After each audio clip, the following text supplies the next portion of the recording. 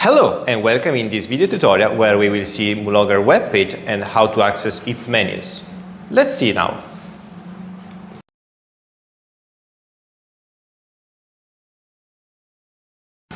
As we've seen in a previous video, we are now connected to MooLogger webpage.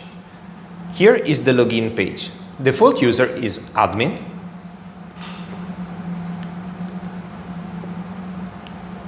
And also the default password is admin.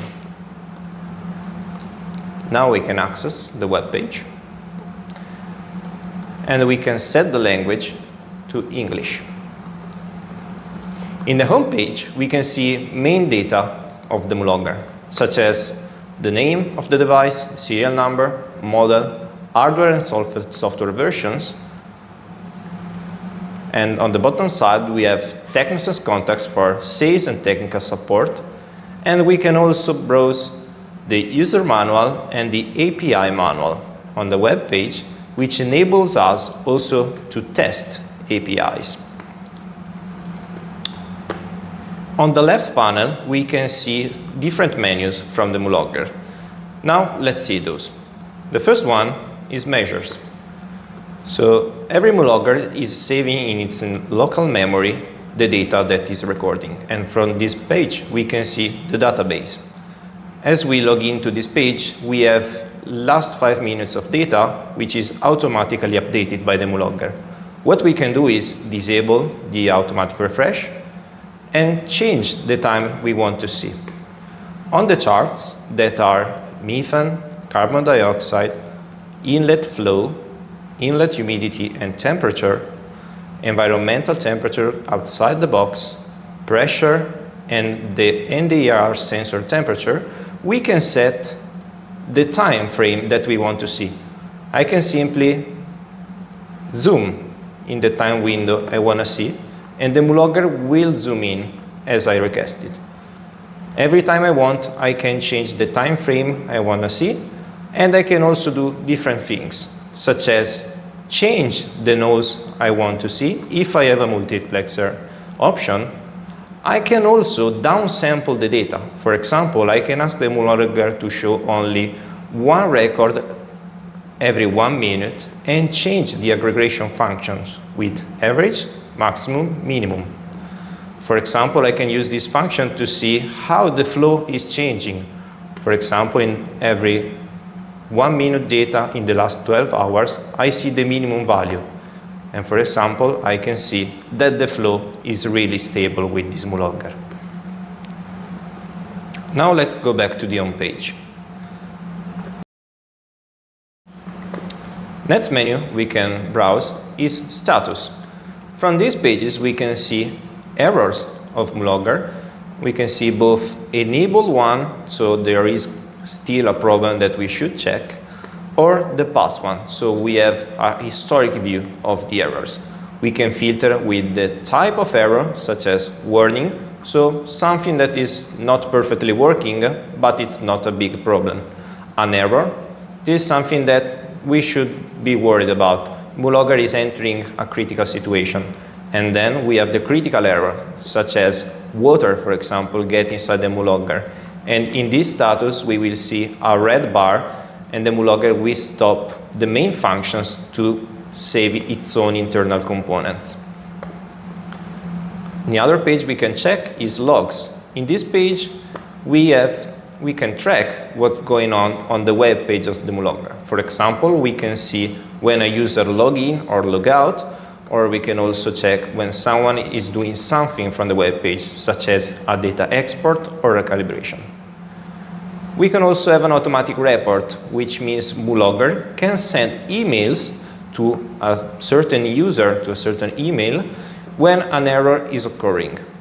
We can create a task, such as the one that we have here, where every day this task is enabled, we receive an email of such type of errors, for example, to my own email address, of the last 24 hours. We can set the frequency to which this report is sent and when the first email should be sent out. I can also ask the MooLogger to send me an email even if there are no active errors. Next page is export. In export create, we can ask the MooLogger to generate a CSV file containing records. I can ask the MooLogger a certain time frame to export. I can ask the MooLogger to add certain type of columns in my CSV file. For example, I can only ask for CO2 and animal presence data. And I can also add some info about the MooLogger, such as the farm name and MooLogger name. At the end, I can also write the file name that I want for my CSV file. If I click on Prepare CSV, MooLogger starts creating it, as I may ask very long data export, so it may take time for the MooLogger to create it. If I go in the Export Download page, I can see all my CSV files. As you can see, the one we just asked is being created, while I can export existing ones, such as this one. If I click on the bar, I can see what's inside. I can download the file, and I can ask where to save it, and I can also delete it.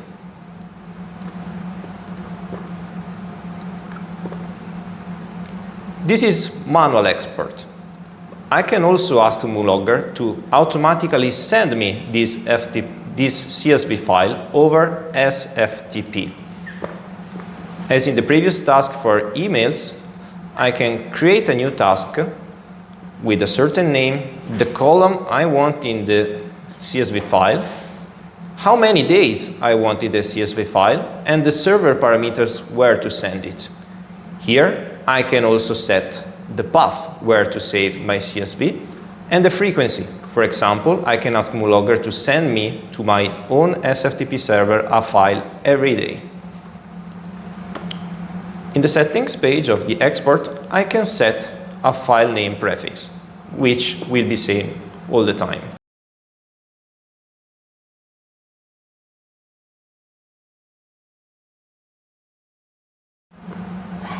Now, let's move to the next menu, which is calibration. We can see that we can choose manual calibration, automatic calibration if we purchase that option, the history of the calibration for this specific MooLogger, and the setting page. Let's start from this one. Here, I can indicate to the MooLogger how I will perform my recalibration. So we have three inputs, as we've seen previously, where I can connect my gas cylinder. I can type here where I connect in nitrogen for the zero recalibration. Then I can indicate to the MooLogger if I'm gonna proceed with a SpA recalibration using a mix of CH4, CO2 and nitrogen, or two cylinders, one with CH4 and nitrogen and one with CO2 and nitrogen. Then I can specify where I connected the SpA cylinder. I can also type in the real concentration that I have in my gas cylinders. Then I can save the parameters. In the history, we can see the calibration we perform on this MooLogger. For example, we can see that we performed SpA, which probably was not necessary because we have data previously to the calibration and after that. And we can see that the measure was pretty stable. Then we do also have the zero recalibration. And there is a log saying the user that performed that and when and the type. Manual calibration and automatic calibration will be explained in a next video dedicated to the calibration.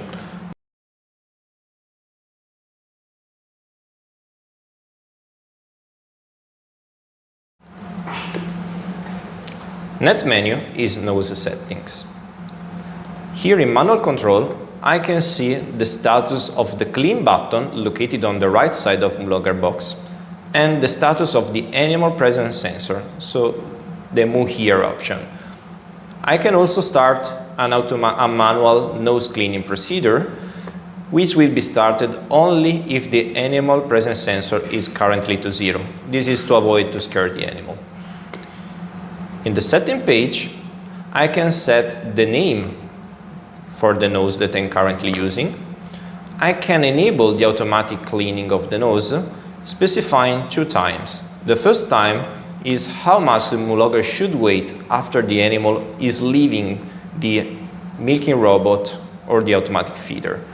This time should be correctly set to avoid scaring the cow by the noise of the automatic cleaning procedure. And here, the cleaning duration time. So after the animal left the station, we wait for 5 seconds, then we blow air out through the nose for 10 seconds. Enable cleaning button means enabling the external button on the MooLogger right side to clean the nose. It's necessary to keep that button pressed for at least 5 seconds in order to start the procedures. Also, in that case, the procedure will start if only there's no animal detected by the sensor. It's important to say that if we are doing the cleaning of the nose, for example, we are in the middle of these 10 seconds, and an animal suddenly comes in and is detected by the sensor, we stop the procedure. So we want to be 100% sure not to scare the animal.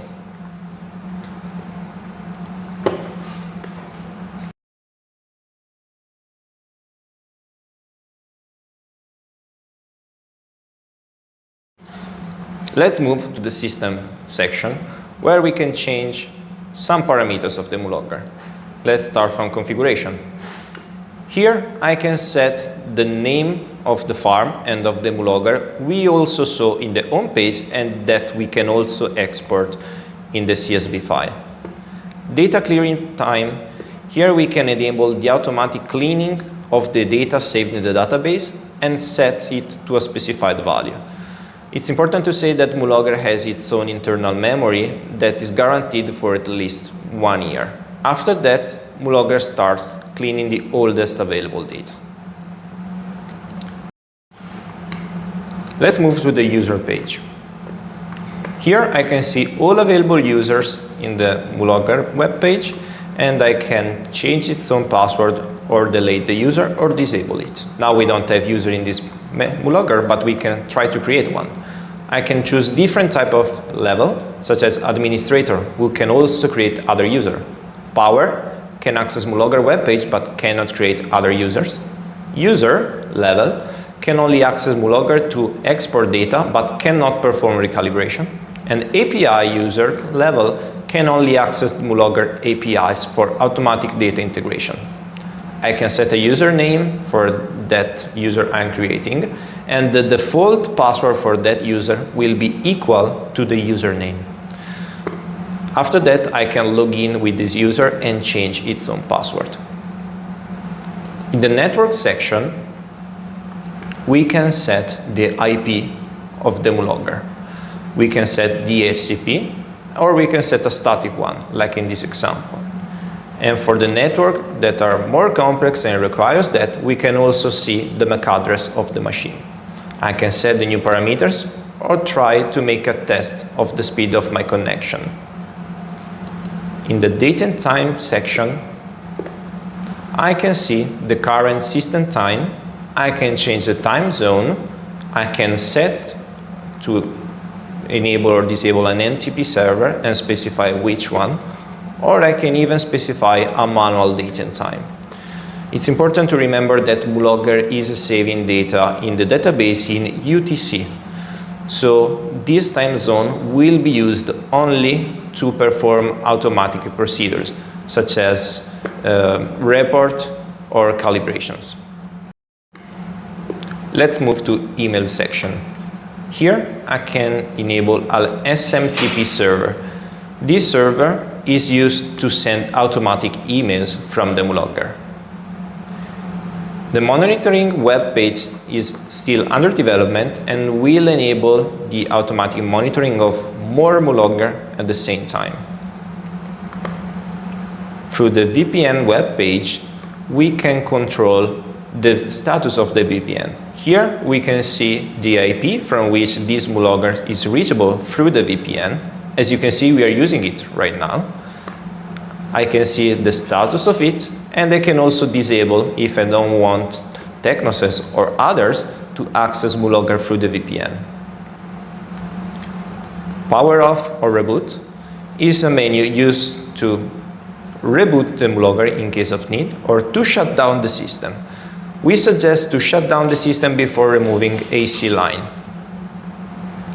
In the licensing page, I can currently see my machine serial numbers and the licenses that are currently enabled. I can also upload the new license update file that is received from Tecnosens technical support. Let's move to the update page. Here, I can decide to update software or firmware. Software is what we are seeing right now, so the web page, while firmware is the code that is handling all the sensors inside the MooLogger.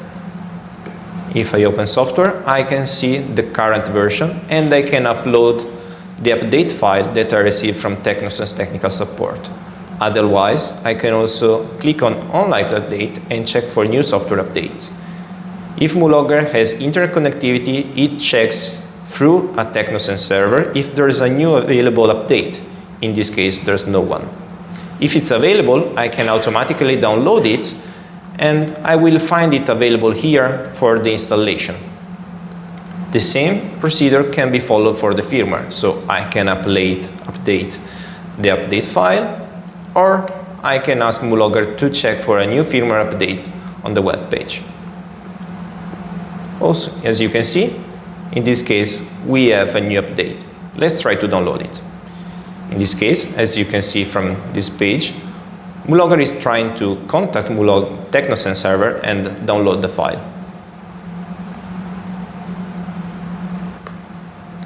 Once the file is totally downloaded, you can apply the update, and MooLogger will update itself autonomously.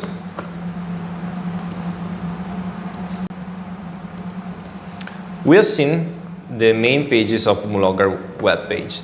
Please refer to the technical manual for all the information or technical support for any need.